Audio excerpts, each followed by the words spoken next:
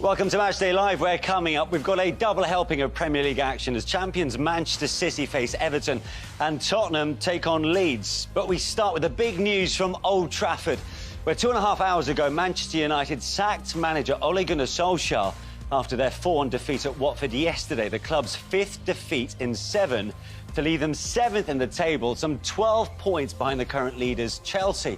At 10:30 a.m. local time, the club released this statement. It says the following: Manchester United announces that Ole Gunnar Solskjaer has left his role as manager. Ole will always be a legend at Manchester United, and it's with regret that we've reached this difficult decision. While the past few weeks have been disappointing, they should not obscure all the work he's done over the past 3 years to rebuild the foundations for long-term success. Ole leaves with our sincerest thanks for his tireless efforts as manager and our very best wishes for the future. His place in the club's history will always be secure, not just for his story as a player, but as a great man and manager who gave us many great moments. He'll forever be welcome back at Old Trafford as part of the Manchester United family. Michael Carrick will now take charge of the team for forthcoming games, while the club looks to appoint an interim manager until the end of the season. I'm delighted to be joined in the studio by Tim Sherwood and Alan Shearer. Gents, only one place to start. And your reaction then, Alan? Ole Gunnar Solskjaer is no longer at Manchester United. Not surprised, particularly with the current results and performances, more importantly, I think, because of that. I was surprised that he'd lasted this long. But he's not the only problem, I don't think, at Old Trafford. Yeah. I think when you read the statement, I think that sort of sums up where Manchester United are. I agree with what they said in terms of for where he took over the football club to where they ended up last season, getting them to second. There was a huge improvement. But the last couple of months has been a real struggle, and it's been a hard watch looking at them.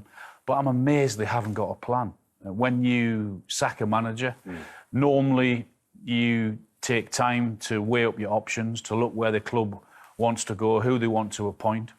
There were managers available, i.e. Conte. He would have, I'm sure, been interested in that job. That moved on. So now they put a statement out to say they're putting a caretaker manager in charge who's been part of a problem. Yeah. Then they're going to put an interim manager in until the end of the season. I think it's all very, very messy. Tim, is there an air of inevitability about this news?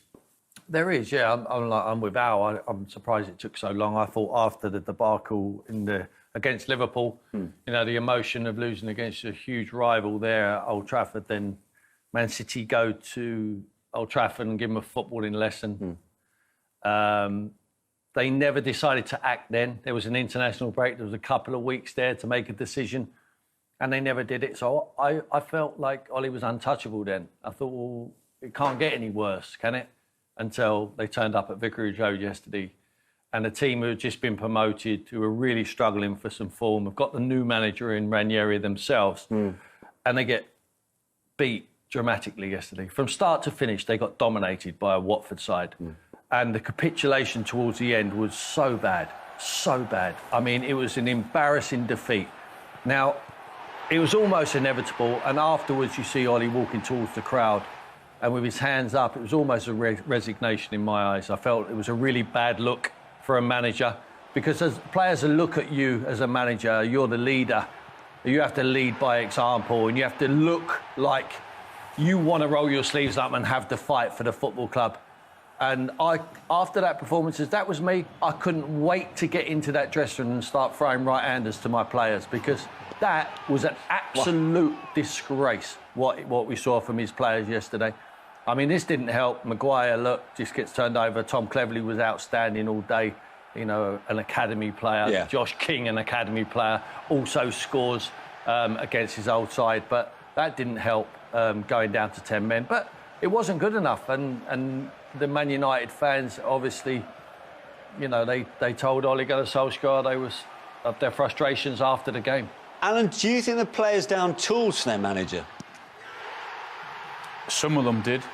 Yeah, do you? I do, absolutely. I thought that performance yesterday told everyone that they no longer wanted Ole as manager. And it really hit home when I see the pain and the hurt that Ole was going through. Then Harry Maguire does what he does and gets the red card. Then Ole taps him and says thanks very much when he walks off. Then he's going to say, he's tapping all his players on the back to say, come on. Then he taps, and then you see the Bruno Fernandes, and don't just blame the manager. Well, yeah, I get that. I understand that. It's the players also. But if the players really, really, really wanted Ole to stay as manager, they would have started running around from the first minute. They wouldn't have been bullied. They wouldn't have been losing every single tackle from the first minute like they did against Watford. So when Bruno says it's not just the players, well, you should have done something about that in the 90 minutes beforehand. All right, let's get another perspective on this big news then from Manchester. Owen Hargreaves, formerly of Manchester United, of course, former teammate of Ole Gunnar Solskjaer as well. Owen, good to see you. First of all, then, your reaction. The gents here say there's kind of been a while in coming. Is that the way that you see it, that Ole's no longer in charge at United? Yeah, I think we all agree. I think they had to stop bleeding at some point. You know, it was inevitable that it was coming. It's just a matter of when. I think they, you know, Tim mentioned the international break. I think they hoped they could get there and maybe it would look different. And if anything, you know, the Liverpool game was a disaster. The City game was arguably worse, even the scoreline wasn't. But the Watford game was actually worse because, you know, at least those two teams are going for a title. And, you know, when Ole got back in the summer with Varane and Sancho and Ronaldo, everybody thought, right, United have a chance now, personnel-wise, to compete with the best teams in the Premier League. You know, they finished second last year. Can they take one more step? You know, and I think now after 12 games, you can easily say, no, you know, they're not in a position to compete for the Premier League title, though. They'd be fortunate to get into the top four. I think they're 6 points off fourth place. Champions League is an absolute must. And only two teams in the division have conceded more goals. You know, so if you're looking at, you know, Man City, Chelsea and Liverpool, and they're the ones you're going to compete for the title race, and United conceded as many goals as all three combined, then you know that you have a lot of issues. And I just thought the attitude of the players yesterday was embarrassing. I feel for Ole because actually it needed to stop. You know, it needed all the negativity around him. It needed to change, and they needed to make a change because the performance weren't good enough. So I feel for Ole. Everybody loves him. Everybody wanted him to work out. Yeah. It's not working out, and you had to make a change. Owen, he was given this new contract only a few months ago, and of course he spent big in the summer transfer window on some big names. Are you surprised at the speed with which it went so wrong for him this season in particular? Yeah, I think everybody is surprised. I mean, actually, if you've watched, I mean, I've seen every game they played this season in the Premier League and in the Champions League. I'll probably say there's been one good performance in all of them, that was against Leeds. Even the Newcastle game where they won 4-1, Cristiano's first one at Old Trafford, you know, Newcastle had chances in the game, you know, so every game they haven't had control of. They've conceded far too many goals. Only two teams in the division have conceded more. You know, that can't be. You know, that's not a team that we thought was going to be a title contender.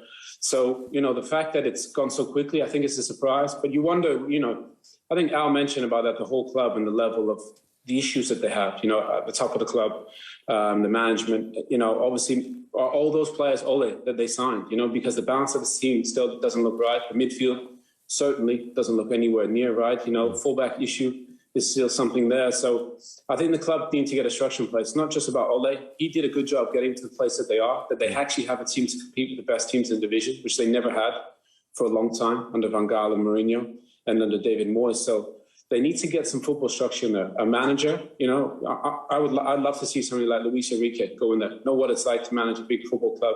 Had good success with Spain, managing a Spanish team that isn't at its best, but gets into a semi-final, plays good attacking football. And I think they need to get somebody in terms of recruitment, you know, so that everybody's on the same page. Tottenham just did that after all the issues that they've had. And I think United needs to do that. They need to look at the whole structure of the football club. Ole's going to be the scapegoat for this, but a lot of people that should take the fall as well. Owen, you mentioned the signings that came in the summer there in Varane, Sancho and Ronaldo. With regards to the latter, do you think Ole wanted and needed him? I don't think they were all Ole's from what I've heard. You know, I think obviously it's hard. You can't say no to Cristiano just because he has such an impact. But, you know, all of a sudden the intensity to which they work, does that affect that? I think Varane is an amazing signing. Yeah. I think Jadon actually for the first time in the United shirt looked really good yesterday, playing on the right-hand side, whipping balls in. But if you think about it, I mean, just look at some of the signings there. Harry Maguire, 80 million, you know, the defence, Wan-Bissaka. You know, the amount of goals that United have conceded is absolutely unbelievable considering the money they've spent on that back four. So I think right now they got to get on the same page, Al. You know, and obviously you could. I think it's impossible to say no to Cristiano Ronaldo, especially if he was going to go to Manchester City. But they got to get on the same page. You know, even Van der Beek coming off the bench yesterday, he's played 19 minutes, I think, in the Premier League. All of a sudden, he's the one to save Ole.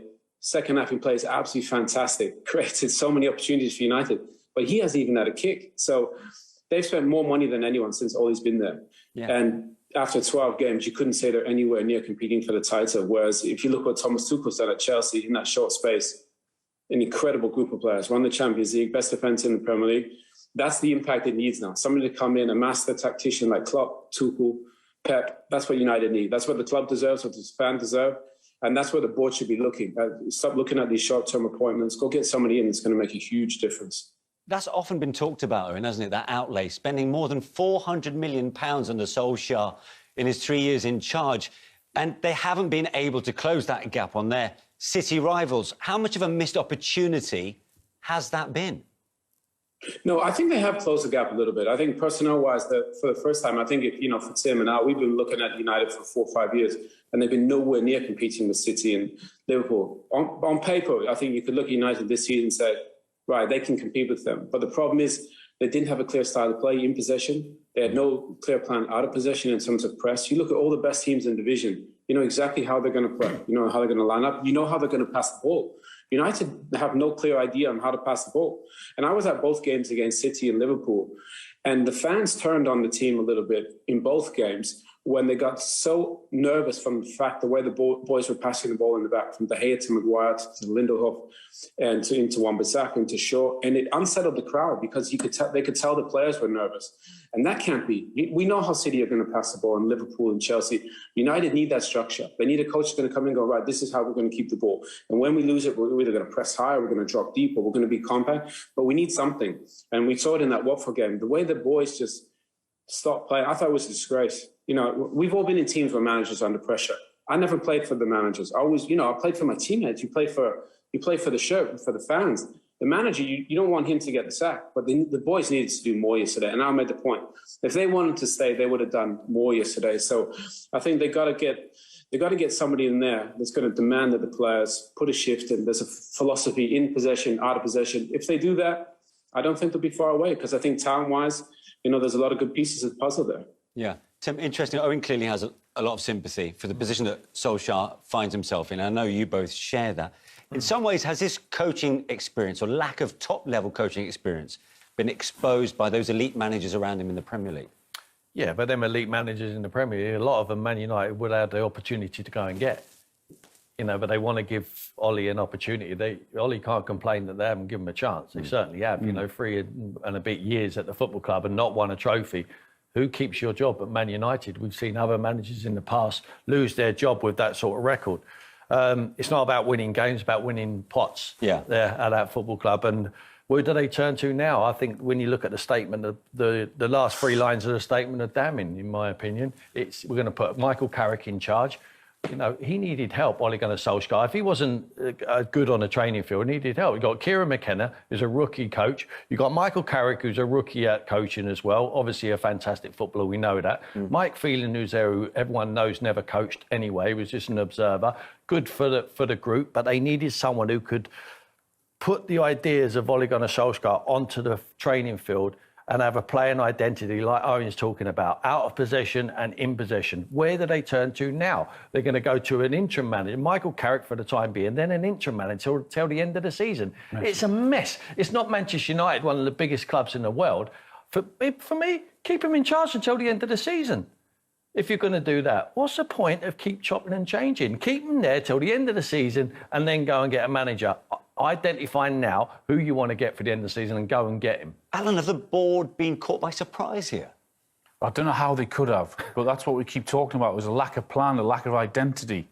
And it's a really messy situation for them now. I was really surprised at the statement. I totally understand and get that they had to fire the manager, a decision had to be made. But what I don't get is that they were taken by surprise and it all of a sudden, it just happened last night or this morning. Surely they must have been thinking about, when they look at the performances, when they look at results over the past 6 to 8 weeks. They must have been thinking, and so, OK, if we have to, where do we go from here? And it looks to me as if it's just taken them by surprise, amazingly. Owen, where is the succession planning here for United? There isn't any, you can tell. You know, if they would have had one, you know, if they probably could have had somebody like Conte. But I just think they need to look for somebody that's got great experience in the game. You know, go back to Frank Lampard did a good job at Chelsea. You know, obviously took over in the transfer embargo, knew the academy with Jody Morris. That worked. You know, and I think for United, obviously, Ole fixed a lot of things that were broken there. And now United have a team that can actually compete, but it needs an elite tactician like Thomas Tuchel. You look at what he's done to that group of players. Defensively, they were poor under Frank Lampard at times. They're unbelievable right now. Every piece of the puzzle that slots in there plays fantastic. That's what United need. And I see somebody like Luis Enrique who could do that fantastic. I'm not sure about Zidane's English, even though from winning the Champions League, that would be great. I just think somebody detailed on the football pitch and demanding. That's what United need somebody, you know, this group of players has gone through a lot of good managers, by the way. And David Moyes, who's flying at West Ham. Louis van Gaal, who's flying with Holland as well. Did unbelievable throughout his career. And Jose Mourinho. So at some point, they need somebody to come in here, clear plan, clear structure. If you're not on board, get out, go play somewhere else. And I could see somebody like Luis Enrique, who's had success at a club like Barcelona that is incredibly demanding, if not more demanding than Manchester United. Success with Spain, and with the position he's in managing Spain, maybe he has the opportunity to come over right now. Ten Hag, I think that's unrealistic while he's managing Ajax. Zidane, you know, I think it might be a little bit of a pipe dream. So the board, and I'm not sure the board are up to it, need to find somebody like a Thomas Tuchel to come have that impact. Of those on that list, Tim, for you, which one is the right fit? The season. I think he'll win everything there. Is that why you think perhaps they are biding their time until the end of the season to see whether he wins the Champions League with PSG? If he doesn't, then he might be more available. For me, he knows the Premier League. He knows what it's all about. He managed at Tottenham and done a brilliant job to take them where they are. We've only seen since he's left the club what's happened to it. So he gets the best out of individuals. I think with a group of players, what Owen's talking about and what we can see with our own eyes there at Manchester United, they've got talented players. But I think you need a dominant manager, someone who's going to make them run around and want to go and work and get the ball back. You know, it's all right playing when the sun shines and there's no obstacles in the way. They all want to do that. We all wanted to do that. Unfortunately, you come up against obstacles and boundaries, what you need to get through as a footballer, and the tough times. And I don't think they've got enough character for that. And I think Pochettino, he will win now at PSG. He will win the league.